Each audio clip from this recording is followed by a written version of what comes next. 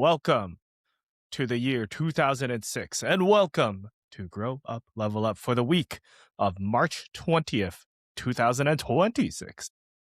Today, Jordan's going to take us back 20 years ago to 2006.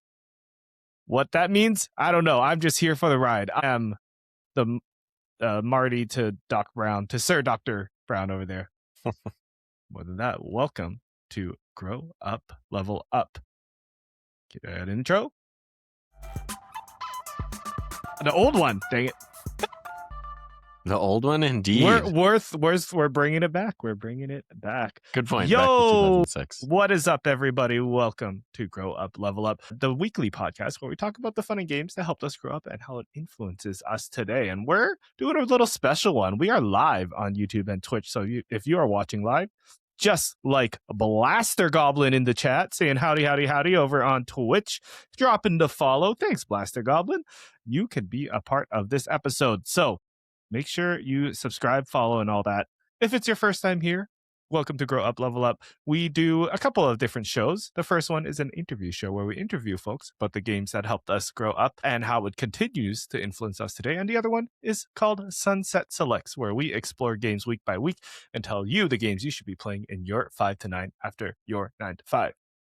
Now, who's this yapping in your ear? My name is Samson, a.k.a. Samson XP, if you can find me on the interwebs. And joined to me is the ever rad Sir Dr. JM. What's up, Sir Doctor? That was a good one. Good pull with the rad. I'm feeling rad and bad and all manner of 1980s, even though we're going at 2006. Can you believe the 80s, 1980, 46 years ago? That's wild.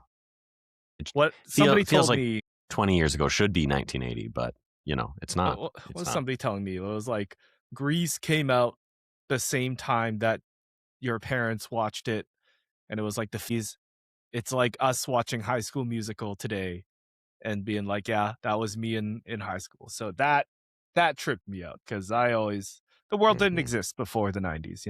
We're all 90s kids here, right? It's very true. Very true. Yeah. Shout out to Dr. Cam in the chat saying W's in the chat. So many doctors. Yes, Dr. Cam. Maybe a real doctor. I don't know. Yeah, but today Jordan has prepared for us an exploration. Like I said, a time machine into the year 2006. If you are listening on podcasts, hop over to the YouTube version of the show because this will be a very visual heavy episode. Mm-hmm. We're going to be looking in this Electronic Gaming Monthly 2006. What that means, I don't know. Jordan, what do you have in store for us today?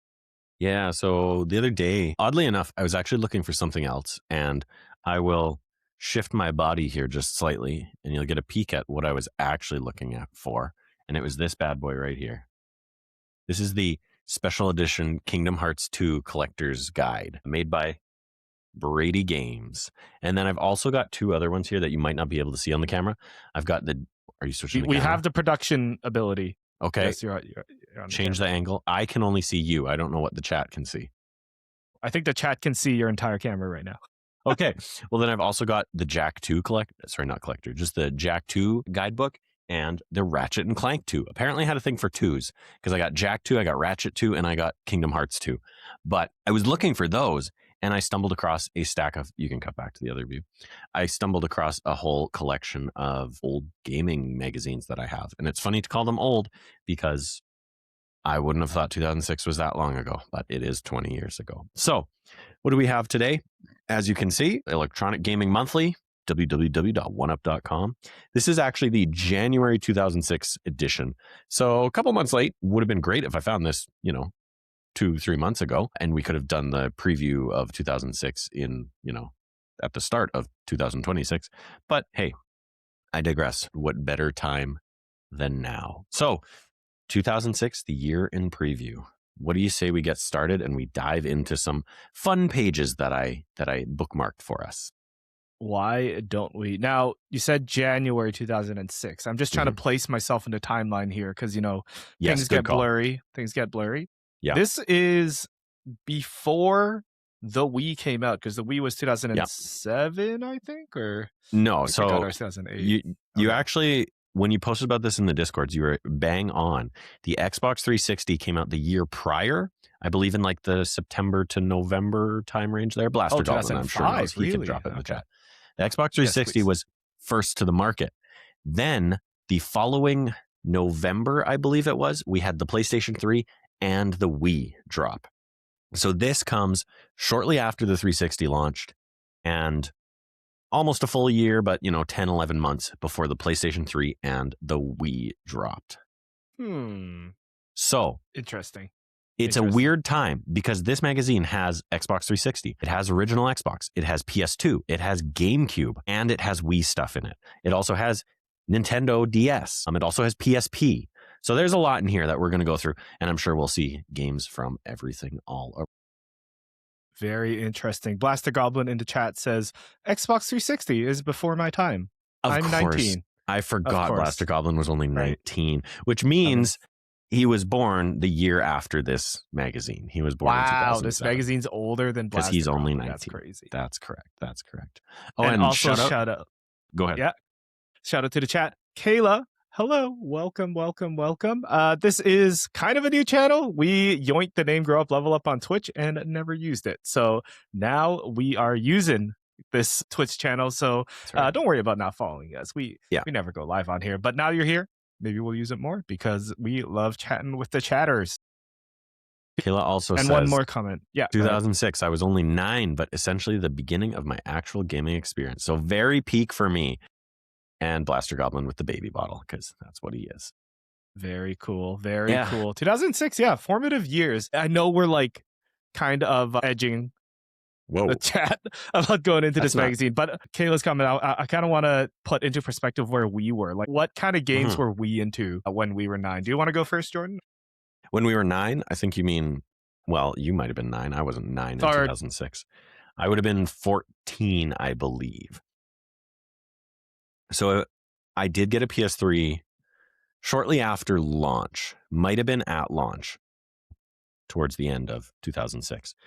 So I would have been playing PS2. This would have been prime PS2 era before what I call my hardcore gaming era. I went hardcore into gaming, I think, around a little bit into the PS3 generation. A lot of people really look fondly on the PS2. I do as well. But for me, the PS3 generation is where I really just fell in love with games and started playing anything I could get my hands on, and every first party title and things like that. PS2 was really kind of formative for me. It obviously spawned such wonderful series as the Jak and Daxter series, which again, I was pointing out earlier in the background, Kingdom Hearts. We may have some Kingdom Hearts 2 previews in this 2006 preview, even though the game wouldn't come out for another 2 years. And of course, Ratchet and Clank as well, plus many other series. One thing I wasn't really into, the GameCube, although I do have, again, GameCube on my desk here. Nintendo was always my best friend's kind of thing. So at his house, I would play the GameCube. And I liked it enough to get one, but I only ever owned 3 games for it. So I was never super into it. And I kind of missed the whole handheld boat entirely. JK Games podcast dropping in the chat as well. Hello, JK Games. Hello, JK Games and friends. Right? Thank you for coming in. Let's see, 2006. I would have been 12 years old. And I was honestly literally the opposite of you. I never had a PS2, never had a PlayStation or an Xbox as well. But I did have that GameCube. And I had that GameCube because I had 2 younger brothers. And at the time, my parents were like, okay, what's the most family-friendly, age-appropriate? And I guess the happy median was the GameCube. So we played Smash, we played Mario Strikers, Paper Mario Thousand Year Door, and we got third-party stuff like FIFA's, NHL. Good Canadian boy. Cars. I remember playing a lot of Cars, the video game. Sorry. Kind of underrated, actually. Do you mean Disney Pixar's Cars, the video game? Yeah. Oh yeah. It was open world. It was. Although I was not big into the GameCube, I married into a Nintendo family. And I do have a copy of not only Disney Pixar's Cars, the video game, but also The Incredibles, the video game. So no way. It is nearby. Not close enough for me to grab them, but they are nearby. All right, fellow Cars knower. Yeah. Cars knower. My wife is. I've never played it, but Do we play it again? I don't remember if it's any good or not.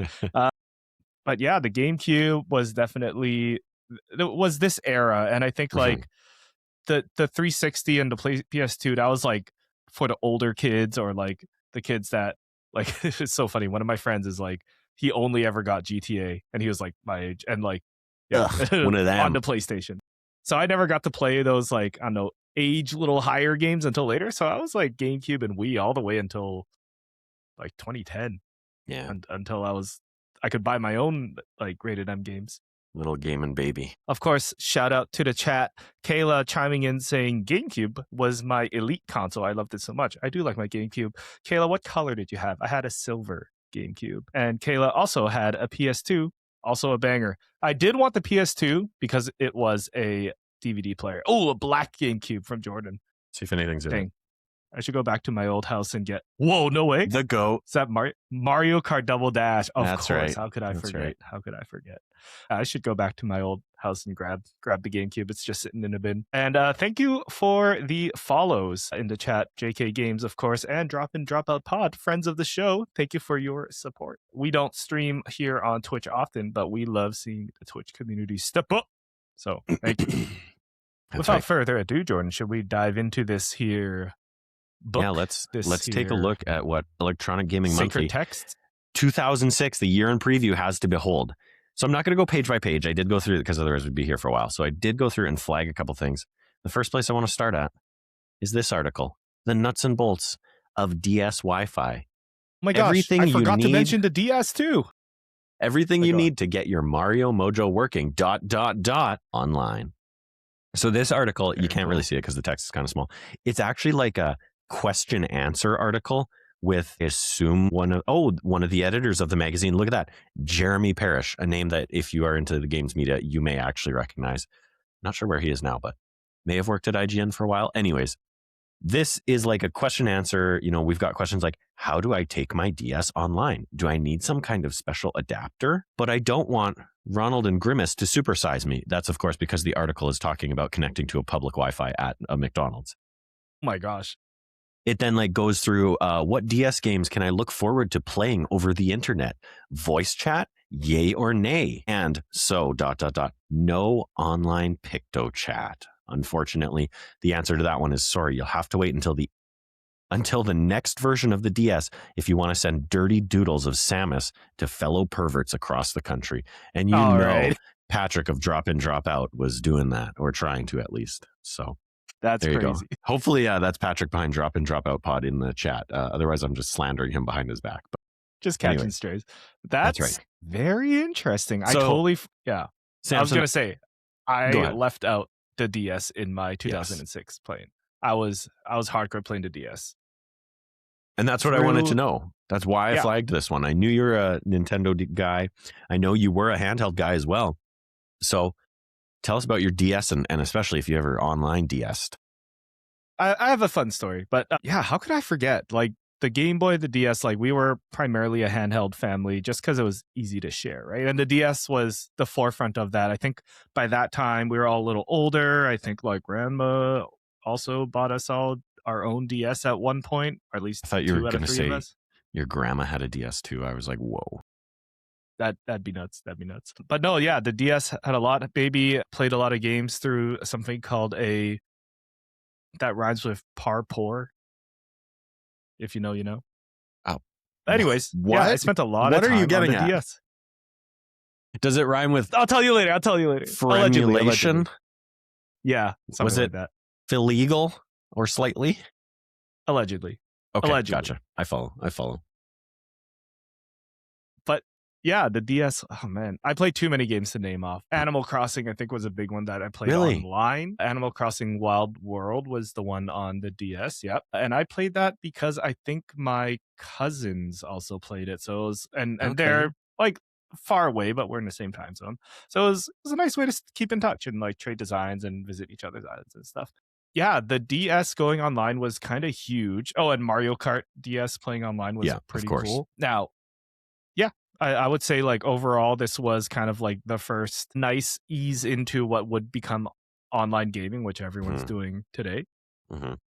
I would say like it was quite restrictive, but it also was like, okay, I also do think, and it still is, Nintendo's pretty restrictive with their online features.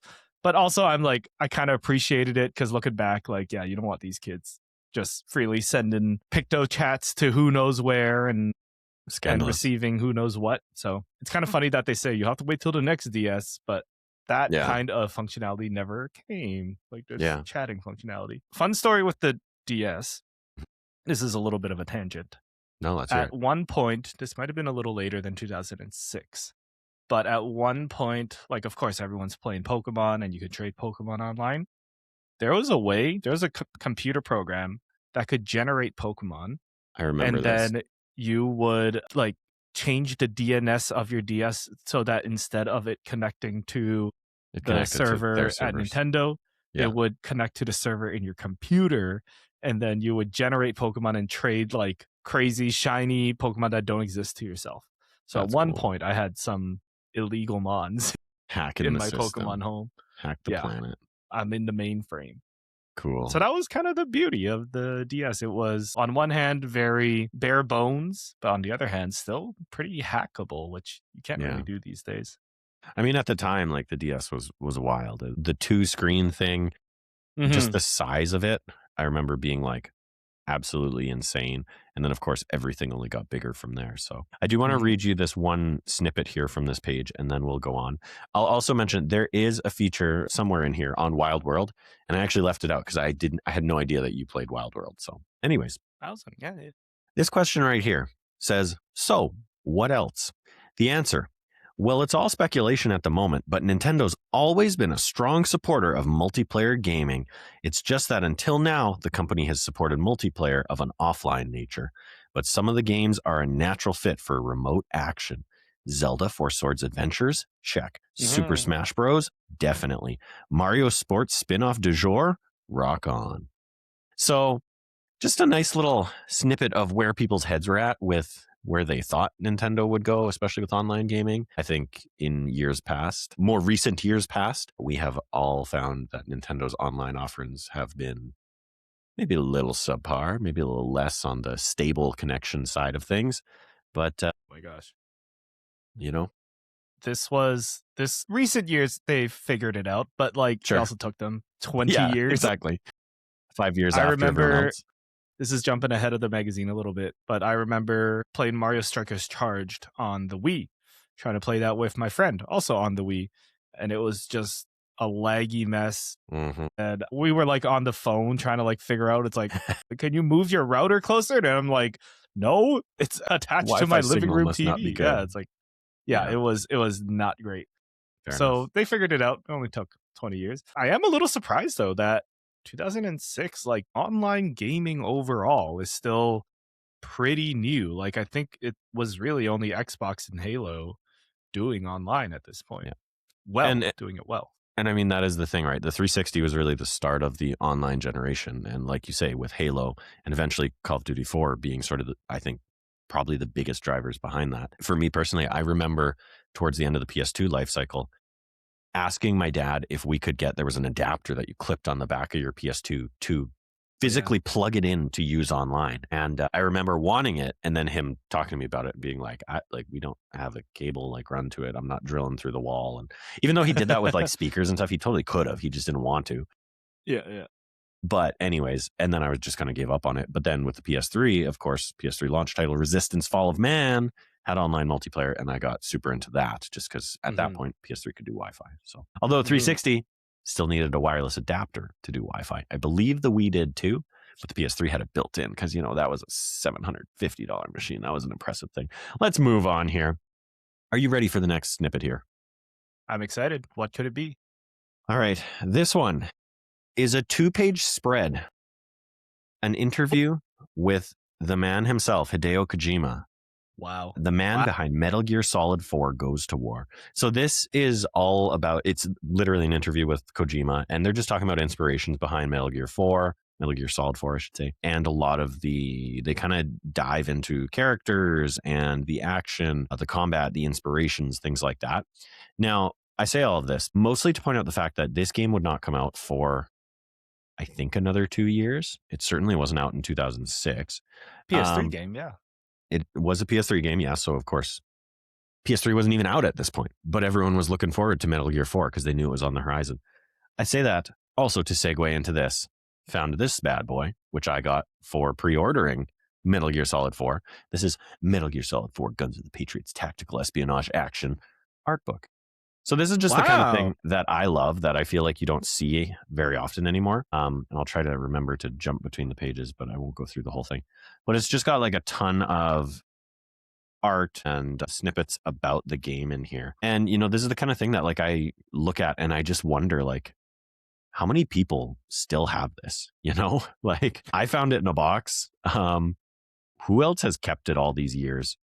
It's got like a spread on the Beauty and the Beasts here. It's got, you know, the actual actresses or models that the characters were made after, things like that. I love this kind of it's like coffee informational book too. thing. Yeah, totally. Yeah. Like and then some of it's just like art screenshots of the characters, 3D models of them, stuff like that. So anyways, that was mostly just an excuse for me to show that off. So let's move on here. It was cool. We're going to flip to our next page. Now, it's not this ad for D&D. It's actually the sales charts of 2005. Would you like to know what the top 10 best-selling games of 2005 are? And could you guess? Now, you probably saw that big picture there. I saw one. Well, I'll pretend I didn't see it. Okay. Let's see. 2005. No, I bumped one of my stickers. Did Guitar Hero come out yet? No, not yet. I'm going to say Smash Bros. Probably like a FIFA. Probably. Oh, man. What? Yeah, it's like hard to guess what. Give me three. Give me one more. All right. FIFA, Smash Bros. And I gotta pick some. Devil May Cry. Wow. Okay. Interesting guesses. FIFA was your closest guess, although it's not actually in the top 10. We've got Madden NFL 06 on the PS2 in the number 1 spot. NBA Live 06 on the PS2. Mario Superstar Baseball on the GameCube in number 3. Sports. Guess what's next? Sports. Madden NFL 06 on the Xbox. Then finally our first non-sports game in the number 5 slot, Rainbow Six Lockdown on the Xbox. Back to sports, NASCAR 06 Total Team Control on the PS2, Tiger Woods PGA Tour 06 on the PS2, Day of Reckoning 2 on the GameCube, and then a wholesome one, Nintendogs, Chihuahua and Friends on the DS. Yes, Nintendogs. Yeah. Wow, and okay. Finally, Burnout Revenge on the Xbox. So, like, I mean, have we come that far? Sports games are always going to be top of the charts and everything like that. They appeal to the widest audience, but anyways. Some interesting stuff there. They also break down top 10 PS2, top 10 Xbox, top 10 GameCube, portables, and rentals. And it's got a little Blockbuster icon right there. But I won't go into those because they're... No, actually, I'm curious what the rentals are. Do you want to know? Actually. Okay, let's go through the rentals. Yeah. Rentals, your number 1 rental for the week. Okay, it says the week ending... How do they even get this data, right? I know, no kidding. It says the week ending... That would be October 9th, 2005. So not quite the whole year, but number 1, Ultimate Spider-Man on the PS2. Number 2, Madden NFL 06 on the PS2. Number 3, Burnout Revenge, followed by NBA 2K6, followed by Ultimate Spider-Man on the Xbox. So making appearances in the number 1 and number 5 slot. Number 6 is X-Men Legends 2 ROA, Revenge of something. I don't know. What's his name? I think there's actually an ad in here for it. Yeah, it could be something like that. It's got to be a character, right? Yeah. Number 7 is Madden NFL 06. Then we have Burnout Revenge. Then we have Incredible Hulk Ultimate Destruction and NBA 2K6 on the Xbox. So, interesting. Apocalypse. X-Men Apocalypse.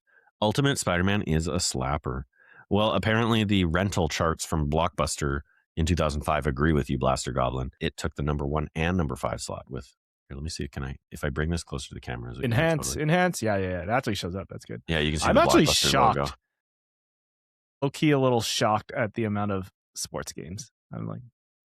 It is a really lot. Sports games back then. Yeah. I'd like to think we've come a long way, and maybe the top 10 charts wouldn't quite look like that now, but I mean, it'd probably be a little bit of it. So anyways, let's move on to our next one here. This is a fun one that I flagged here because I always thought this game looked so sick. And my friend, again, who had the GameCube, he also got an Xbox eventually.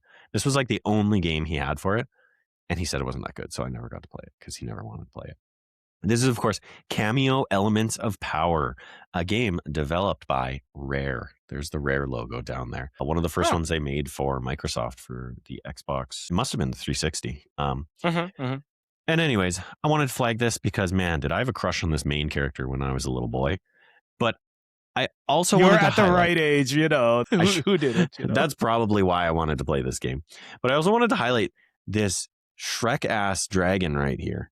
Yeah, tell me that is heck? not Dragon from Shrek. Like, yeah, what is going on there?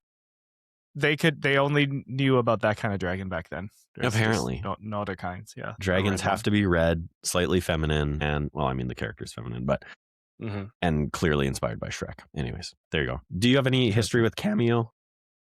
I also really wanted to play this game, but didn't have an Xbox. I think that boxing plant in the middle is what I remember most from it. Okay. Yeah, never got around to playing this. I think it just came and went, but it was very cool. Since you pointed it out, yeah. I also want to highlight how poorly designed this ad is. And I hope maybe the French dip design is in the chat. Maybe not, but I'm sure he would appreciate this.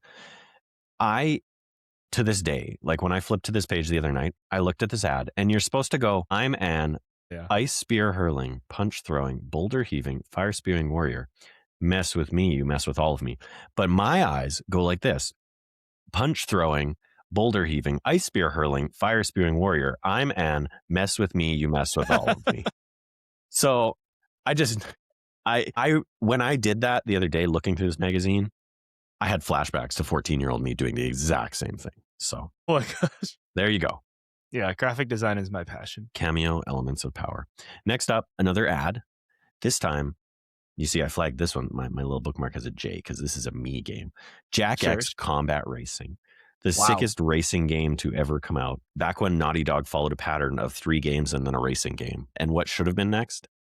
It should have been the party game, which they did with Crash Bandicoot, or with Crash Bash, sorry. But sadly they moved on to Uncharted, one of the best series of all time. Whatever. Where's Uncharted's cart? Full page ad here for Jak X Combat Racing, a game that I'm almost convinced nobody played. But the reason I flagged this one is because, of course, the PS3 came out in 10 months later. The original PS3 had 2 SKUs. It had a 60 gigabyte SKU that was backwards compatible, and it had, I think it was a 40 gig SKU. It might have been 20. Pretty sure it was 40. And it was not backwards compatible. So I got the backwards compatible SKU. But of course, PlayStation put out a list of games that were officially not supported for backwards compatibility. You're looking at one of them right here. Jak X Combat Racing was one of the few games. It was like a list of maybe 20 games of the PS2 catalog that were not supported on the PS3. And to this day, I have no idea why that was the case. That is very odd. I remember playing it on my PS3 specifically to find out what the problem was. And it would eventually just not load. Like you'd get stuck at just a screen and you could not advance or do anything. And it was just mind-boggling. So there you have it. That is very weird. That's Jak X. That game I remember hearing about, and it just like seeing that unlocked parts of my brain I didn't know were still there. It was I was like, a whoa. fun game with a really solid storyline that continued the Jak series. So now here we are with a 2-page spread. Blaster Goblin in the chat. Tony Hawk's Pro Skater 3 was PS3 backwards compatible, but it had a bunch of texture issues. So I wonder if it was on that list of officially, unofficially not supported games. But yeah, I just remember that being like so strange. Like, how are some games compatible and some aren't? But yeah, because wasn't that backwards compatible PS3? They just shoved the whole PS2 in there. As far as I know. So like, why wouldn't that? Why would that mean that some games weren't compatible? But anyways, it must have been emulation in some way, but who knows? Yeah. Here we go. 2-page spread, 2006, the year in preview. Ooh. I only really pulled this up just to show off the 2-page spread. Let's continue on. I'll flip through page by page here because most of these actually didn't really interest me. And I think that's kind of indicative of like the end of a life cycle / start of a new one. Blaster Goblin says some maps would have green in place of textures. It was a bizarre game. Bizarre experience. Game ran fine. That is incredibly bizarre. That is weird. That is weird. So anyways, if you want to take a pause on any of these games, shout it out. Most of them, I think, kind of fall into that bucket of like a lot of them here you can see. Well, actually, you probably can't see, but it says Xbox 360 right there, February 2006. So like these were early gen games on the 360 that probably came to PS3 at some point. But at the same time, we know a lot of developers had problems with developing for the PS3 because it was so complex. Can I just say, with like the cutting edge graphics technology back then at this era, doesn't look that bad. Like, doesn't look like Fair. It looks definitely far off, but I'm also like, yeah, it's a lot better than I remember it, and it's Some of these games do still look pretty decent for their age. Hey, look, an ad for X-Men Legends 2: Rise of Apocalypse. So there it is, the game we were just talking about. Or Revenge of Armageddon. Who knows what R was. Yeah, exactly. Here we've got Hitman Blood Money, of course, PS2 and Xbox. So this would be original Xbox, not the 360. Final Fight Streetwise, PS2, Xbox. We'll flip the page here. We got a Sonic Riders ad here. Sonic PS2, Riders. Xbox, GameCube. Now, can we talk about Sonic Riders? Let's talk. For a second. Sonic Riders, I believe I played this on PS, and I believe I played this with a iToy. Is this the one really? that you had an iToy? Let me take a quick read. And then, like, it was a motion game almost. And how it worked was, now I might be maybe mixing up my Sonic games, but you ride the skateboard. It would track your head and your hands, and then you'd have to do things like flip back and forth, go goofy, go whatever, normal, whatever the skaters call it, and lean back and forth, and that's how you played the game. Am I crazy here? Is this that game? Honestly, it doesn't say anything about that in the blurb they have here. So you could be right. You could be wrong. I don't know. I can neither confirm nor deny. Came out in February 2006. There was a Sonic Riders Zero Gravity. I don't think it was this one. Oh, okay. Okay. I gotta look this up. You looked that up. Was it not even a Sonic game? Like, am I crazy? Oh, are you talking about iToy Antigrav? Was it? Maybe. Because let me look this up. If you're talking about Antigrav, then yes, I played the hell out of that game. Me and my friend. It might have been Antigrav. Me and my friend were huge into iToy. Right. And when Antigrav came out, we were hanging out in the living room doing the Naruto run pose and on the spot, leaning from side to side. That shit was tight. Yeah. Oh my gosh. Why do I associate it with Sonic Riders? Is it just because they're both on skateboards? And maybe if it had been Sonic flavored, they would have had a real hit on their hands. Yep. Maybe we'd be playing Antigrav 4 now. But yeah, it does say in this blurb, having Sonic strapped to a hoverboard bracket like the ones from Back to the Future 2 isn't the only thing different from the other Sonic 3D games. And this feels like a good time to call out my casual cosplay of Marty McFly. Is that Marty McFly? There you go. I did want to dress up as Doc Brown, but I no longer have a lab coat, so I was unable to. I was also looking for my red vest, and I couldn't find it. So that'd also be funny if we both came in as Marty McFly. Yes, it would. Now, we've got an ad here for Prince of Persia, to the Two Thrones. Were you a Prince of Persia guy? No? Too violent. Fair enough. Fair enough. Me too, although I always looked at it with intrigue. I always wanted to be. So we've got like a winter slot here that kind of goes over some of the games coming out, but like most of them I don't think they knew much about yet. It's talking Xbox 360, multi-platform, PS2, Xbox, GameCube. The GameCube section says, sorry guys, but the GameCube winter release looks like a barren desert. So that's kind of funny. It happens. Still happens sometimes. Yeah. Oh, then hello. We finally get to a couple of pages here that I'll talk about. Kingdom Hearts 2, of course, a preview of Kingdom Hearts 2, the game that would not come out for another 2 years. This one, at the time, right there, slated for May 2000s, and this game did not come out. Got delayed 2 years. Wow. And you just hit the nail on the head, because this is where I get to talk about the fact that my friend swears up and down that this game got delayed because of one little fucker named Chicken Little. That movie go on. Came out. I don't even remember when that movie came out, but my friend swears up and down that they delayed the entire production of Kingdom Hearts 2 simply so that they could put Chicken Little into Kingdom Hearts 2 as a summon, because he is in there. And so to this day, my friend holds a grudge against Chicken Little. That's all. Anyways, Kingdom Hearts 2, as we all know, great game. Great game. Fantastic series. There's once again, I'll shout out my collector's edition, or my special edition of the Kingdom Hearts 2 strategy guide back there. That's Now, I know you're on the topic of Chicken Little, it came out in 2005 in okay. What? November. Okay. Like, so this Maybe my friend they is messing delayed up it then. 2 years. They delayed it 2 years because they had to figure out that Chicken Little That's summon. right. The Chicken Little technology was really tough to get into the game. It was supposed to release in 2006, but they had to sneak Chicken Little in there, and it took them 2 years to figure it out. So now the next page here, we're just going to show off a little Tomb Raider legend here. And I think we all know why I was into this as a 14-year-old. Howdy, howdy. What's the topic today, y'all? Let's flip back. Shout out to Show 4395, and I'll show off what we're looking at. We're looking at Electronic Gaming Monthly's 2006, the year in preview. This magazine came out 20 years ago in January 2000s, and we're just flipping through a couple pages in particular and a couple pages that I flagged for us to talk about. So welcome to the... Yeah, absolutely. Again, stop me if you want to talk about anything here. I'll talk briefly on this page. We've got Saints Row, which Saints Row 1, the alternative to GTA, of course, and a fantastic game if you ask me. But what I want to shout out here is actually at the bottom here, the PlayStation 3 factor. We've got Heavenly Sword, we've got Sonic the Hedgehog, we've got Killzone 2 and Gran Turismo 5 highlighted there. But this is what I really want to show off. Yeah. It's David. That controller? David, why David. Do you know David? Or is it Cam's David? David from the other week. The other week. David, top 6 week. at Seattle. Okay. Regionals. I gotcha. Yes. Awesome. Well, I wanted to show off this because this is the PlayStation 3, but look at that mother effing controller. One of the original Boomerang controller that was revealed for the PS3 in this screenshot. And I don't believe they ever released a silver PS3 either, but anyways. No. So wait, so that Boomerang was real? I thought that was like just it was a prototype stuff people make up. It was a prototype. It is a physical controller that was made, but I'm pretty sure the reaction to it was so negative that they were like, whoops, and they went back to the 6-axis after They made that. the 6-axis, and that was also not great. Exactly. And so coming along here, we got Black, we got The Godfather, both games that I didn't play. Again, stop me if you want to talk about anything.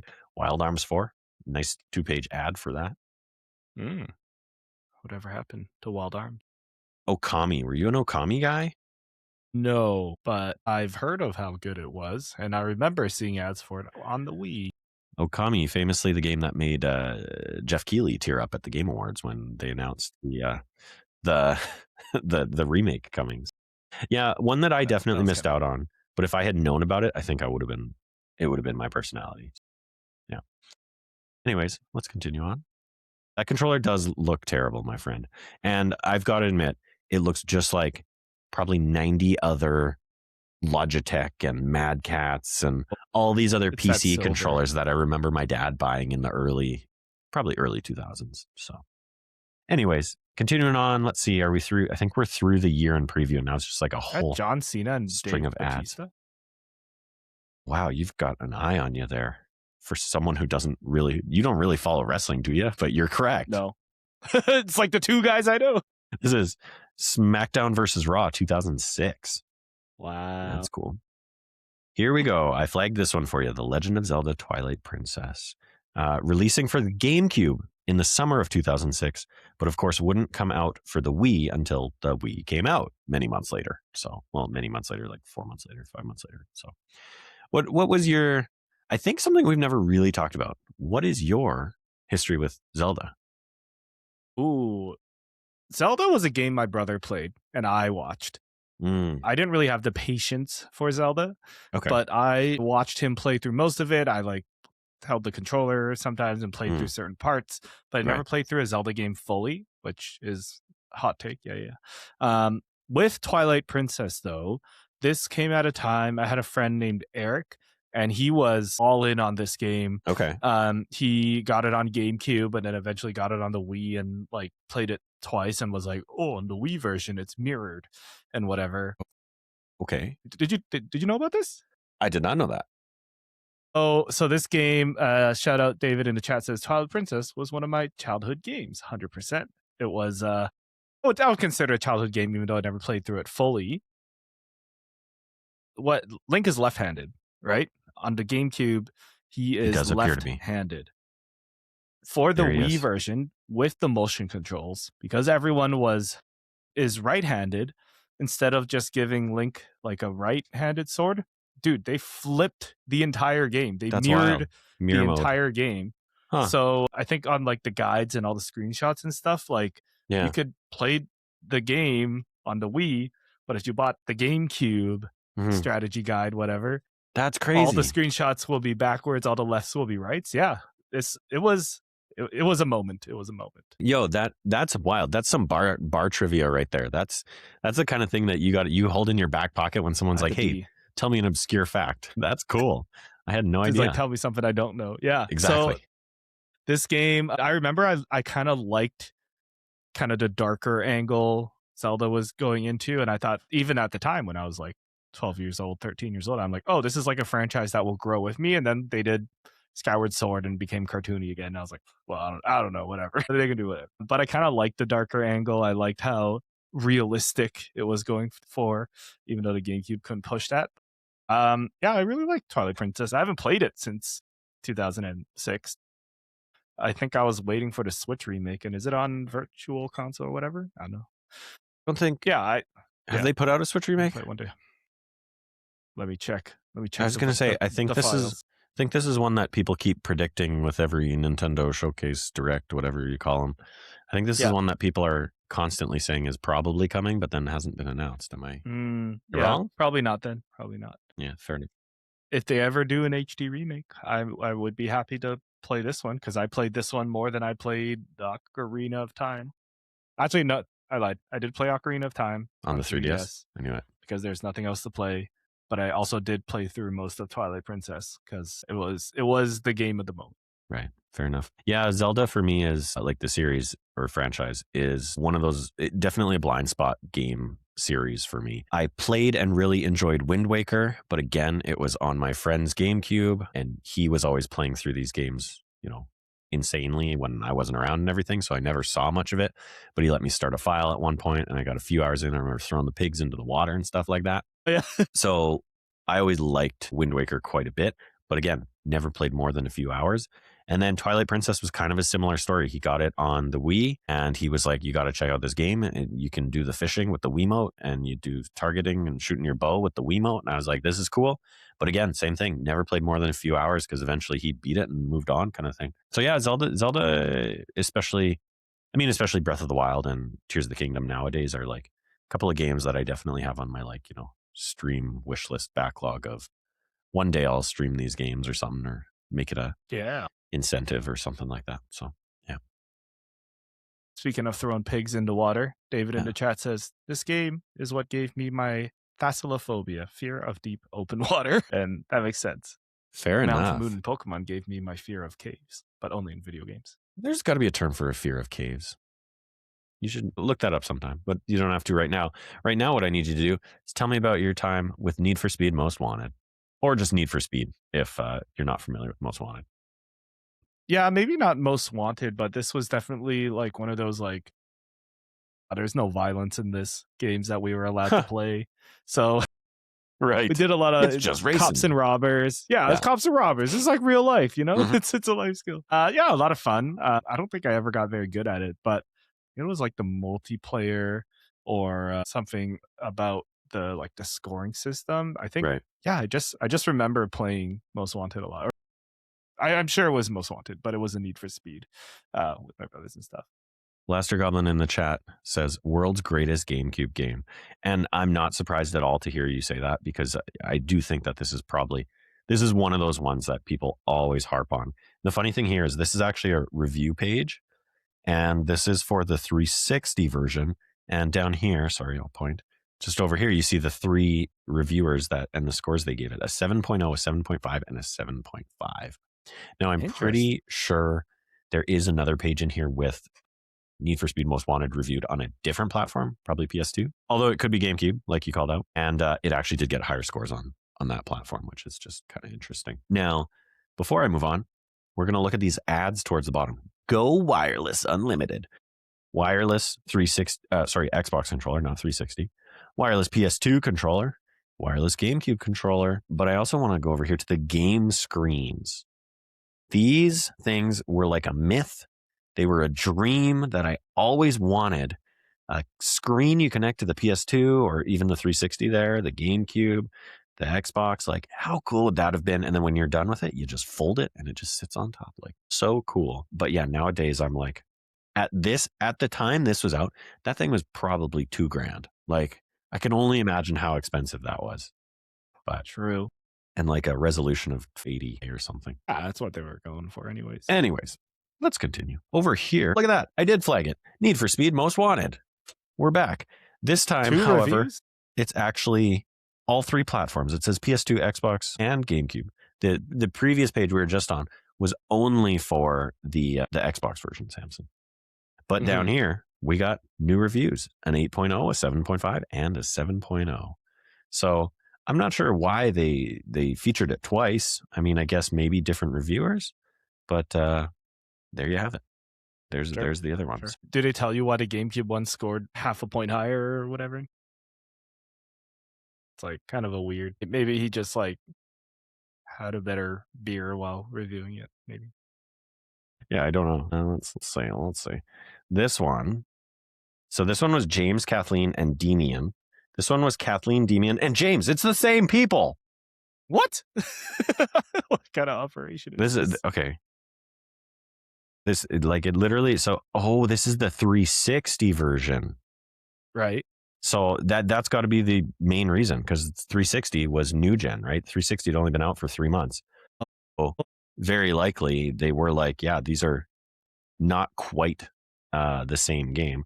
I'm sure they mostly are. It's probably just like frame rate and things like that really held them back on the 360, simply because the 360 was new, right? I can't imagine there's any other real big reason why. At the wrong page. I can't imagine there's any other wrong page. Reason why here it is. This review was so different. Right. So this one is better, that's for sure. So yeah. Now I did notice something just while I was trying to find the page there. I thought I saw some Killzone action, and like, I gotta talk about Killzone. I'll flip through a couple pages here. Shout out anything if you want me to pause. Peter Jackson's King Kong Great Escape. Good movie. Great movie. And look at these scores. Wow, 8.5, 8.5, and 9. People loved this game, apparently. Remastered this one. Yeah, remember that King Kong game that came out not long ago? That was a while. No. I mean, like, wasn't there one last year, like 2 years ago or something? Yeah, what was up with that one? That was just like incredibly bad. Okay, I thought I saw. Very weird. I see what I saw. I saw this full page spread for Half-Life 2. Ooh, okay. Did you ever play Half-Life? Nope. This was on Xbox. A shame, but I know it's good. I know it's good. Everyone's played it. I played other games on Steam. If you are interested at all to know what Half-Life is all about or why people love it or anything like that, I highly recommend going to YouTube and checking out Snowbike Mike and his playthrough of Half-Life and Half-Life 2, because I did watch those, and he has a lot of fun with them. And I do think that I gained an appreciation for why people love them so much. There's a lot of cool things that if you kind of put yourself in the time, they were new, and a lot of fun things they were doing in the game. So now here we go. We've got Mario Kart DS. Yeah. So tell me all about Mario Kart DS, because I don't think I ever played Mario Kart DS. What? This is in my blood. Like, I played this so much. I'm sure if you if I just picked it up, I would just remember all the maps. Mario Kart DS pretty much existed. What is this? 2006 all the way till 2012, where Mario Kart 7 came out on 3DS. So I was playing this for half of my time in school. Right. Part of that included playing on my off time, of course, but also playing on long bus rides and field trips. Like, everybody owned a DS back then, so That's everybody crazy. could just boot up a lobby of Mario Kart DS of 12 That's sick. people. And everyone's playing. We had a teacher, Mr. Lau, smoked us all. He was snaking. Really? He was honestly, he was probably younger than us at that point, being our high school teacher. And then he was just clearing everybody. That's so all funny. the time, snaking back and forth. And I was like, I didn't even know that was possible. I love that. There was a little crew of folks that hung out on one section of the cafeteria that would play Mario Kart all the time. And they were the sweats, and they just played Mario Kart during lunch.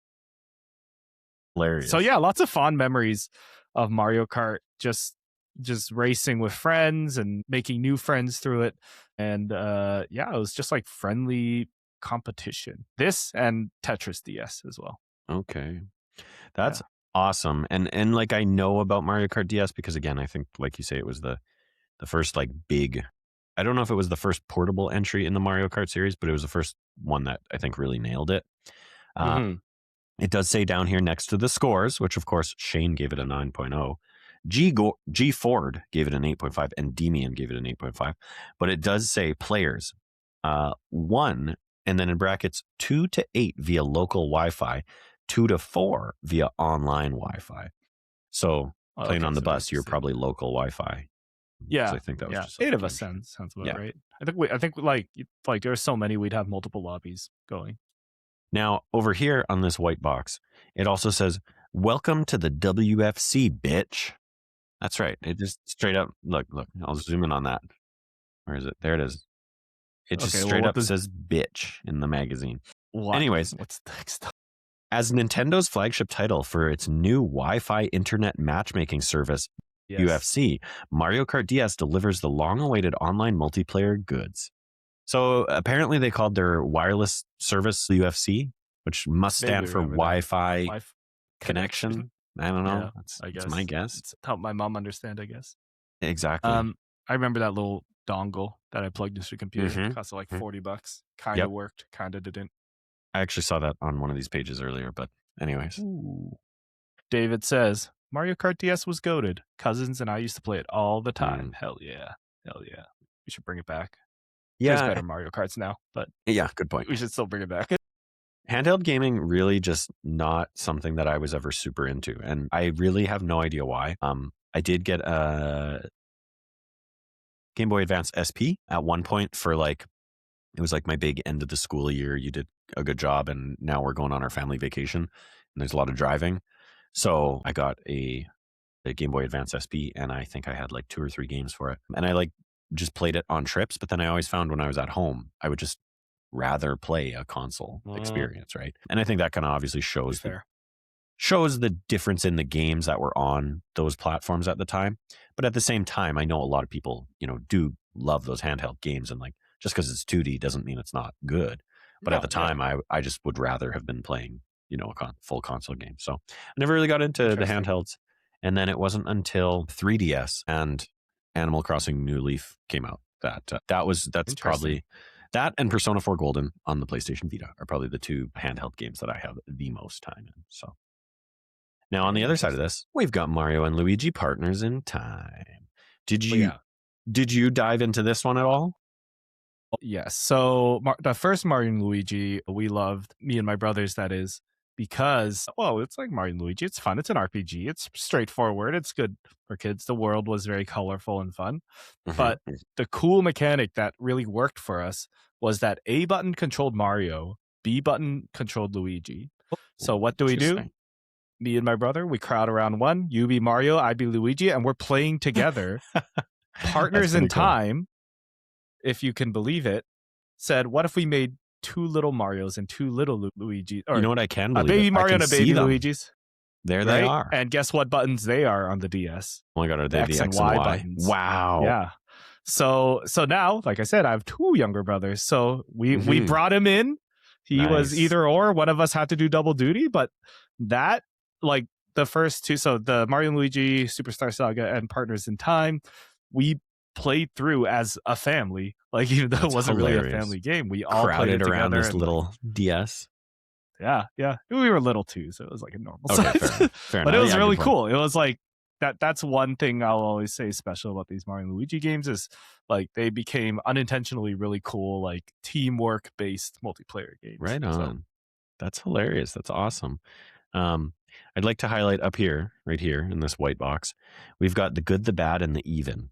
The good, action-intensive combat, fun dungeons. The bad, Game Boy Advance graphics, cliche storyline.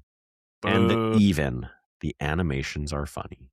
So yeah, that's true. The whole game's pretty funny. Yeah, it's like just a silly comedy adventure. And the graphics are what they are. I mean, like, it's an art style choice, right? Exactly. Yeah, it's a DS. Exactly. That's what I'm like. Yeah, they were what the DS graphics could do. The ratings down here. Mark gave it an 8.5, Shane gave it an 8.0, and Andrew gave it a 9.0. So Andrew really enjoyed his time. But Anyways, there you go. Now, I've got one last page flagged here, and then we can do whatever you want if you want to go through this a little further or not.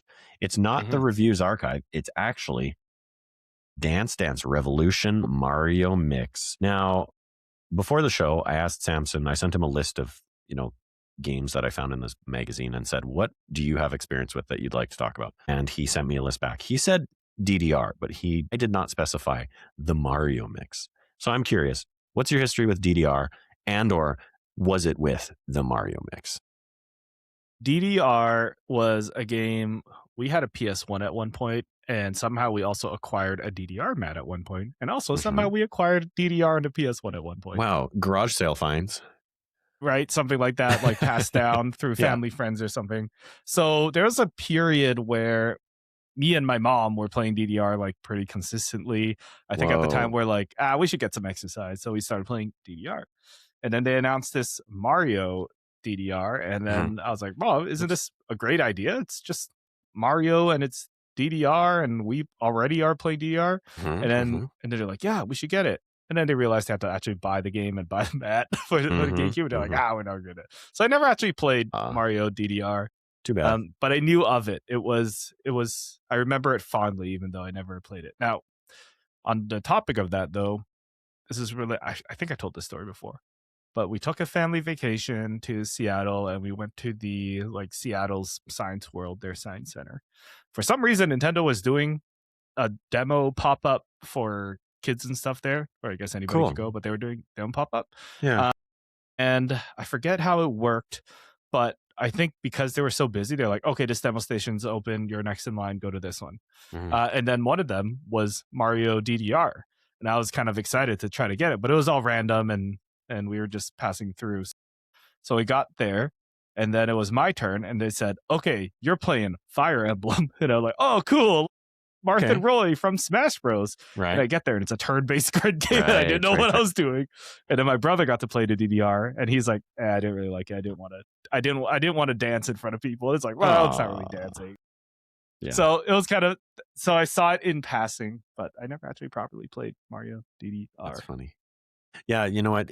It's funny because you've told part of that story before, and it's the Fire Emblem experience. Yes. I didn't know that was in Seattle or DDR was involved or anything like that. So very interesting. Yeah. And I mean, Seattle is home base of Nintendo of America, right? So yeah. And the Canadian is here in Vancouver. Really? I didn't know that. So they're close to each other for some reason. But yeah, fair enough. It's pretty close. Fair enough. Anyways, wow. That brings us to the end. There is one thing I just noticed on the next page, and it is Donkey Konga. I'm going to zoom in on it right there. We got some ratings. We got a 7.0, an 8.0, Guitar Heroes and a 7.5. Yeah, we got Guitar Rhythm Hero, games. Yes, too. Love them. We got Karaoke Revolution, and then Sambo de Amigo down at the bottom for Dreamcast, actually. That's the first mention of Dreamcast I've seen in here. Anyways, this is the reviews archive, so it's just like a whole bunch of reviews, a whole bunch of games, and the scores they gave them. But anyways. That is a lot of scores and a lot of lines, and it's like, oh, I guess that's an archive, so it's stuff they've talked about before. Exactly. I think it's just like hey, I mean, you think about the time and everything, early internet-ish era, so it's a little bit like, you probably could Google it, but a lot of people were probably looking at this magazine in the store, flipping to the back and going, hey, what did they give Resident Evil? And we come down here to Resident Evil 4 on the PS2. Stunning graphics, thrilling gameplay, and extras just for PS2. 9.5, 9.5, 9.5. It got a gold award. Very good, very good. Ratchet Deadlocked, on the other hand, PS2. Chicken guns and robots galore spice up this platformer shooter. 8.0, 6.0, and an 8.0. Somebody didn't enjoy it that much. Oof. Anyways, lots of games in there. So shout out David in the chat. Donkey Konga was my go-to GameCube game. One of the most underrated IMO. I'm pretty sure I still have the Kongas too. I gotta make a trip. So you did play it. My old home. You are familiar with the Donkey Konga. The clapping. Yeah. There was the part where instead of you have to clap a lot, you don't have to clap, just yell into the mic and it'll read it as it's constant clapping. Now, it's funny that you say that because, again, my Nintendo friend, he got super into Donkey Konga at one point. You better believe he conned his parents into getting 2 congas, and him and I would beat those drums together. That's how we spent our nights as little boys. So Just making noise. beating the drums together. Now, as we flip to the end of this magazine, we've got the final word. The video game universe is expanding. And this is just like, it seems like all the editors or a couple of the editors kind of going through some of their thoughts on gaming and where it's going and things like that. Obviously, you can see the big feature of the Wii in the center there. And underneath it says yearly sequels will ultimately implode. Guess what? They're still doing it. Companies are still doing it, still putting out those yearly sequels. Anyways.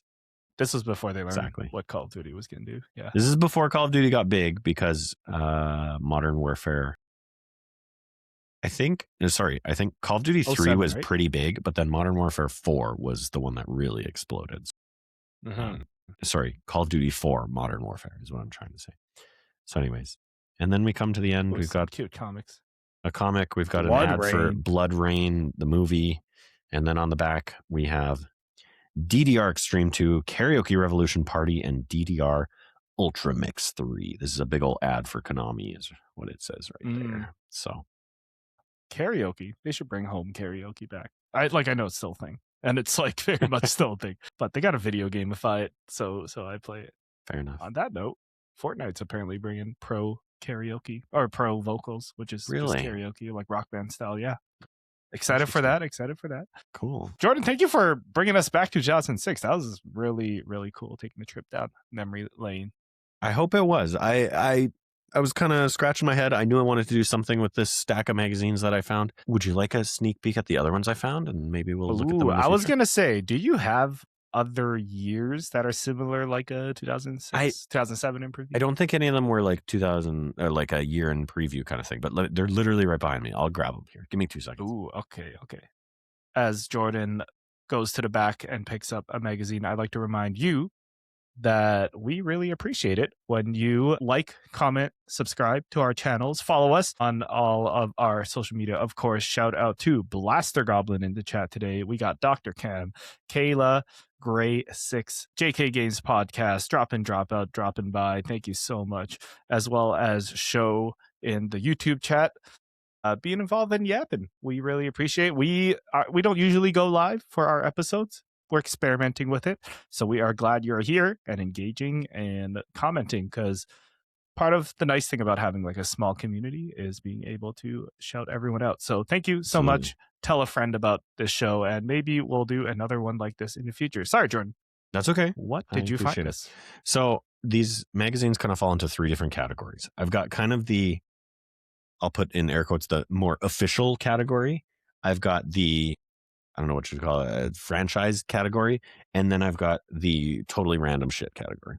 So there it is. That's right, I am. So here's the official one. We've got PlayStation Official Mag. 2010's hugest games. That might be a fun one to go through, actually, because that one is yearly. Of course, it's going to be PlayStation only, really.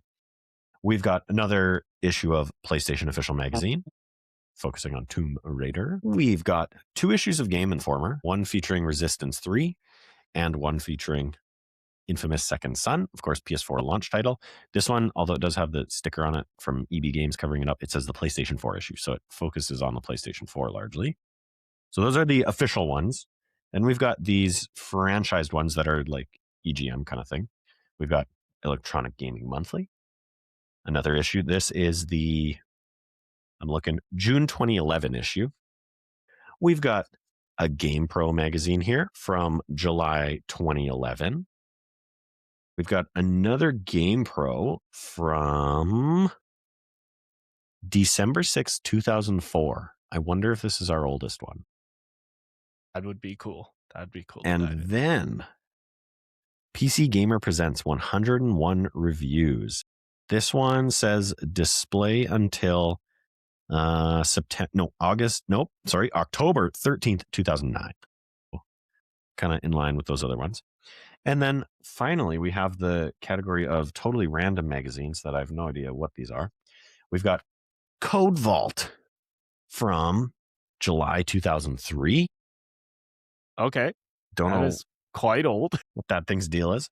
We got Tips and Tricks, the #1 video game tips magazine. This one is April 2006, so later in 2006.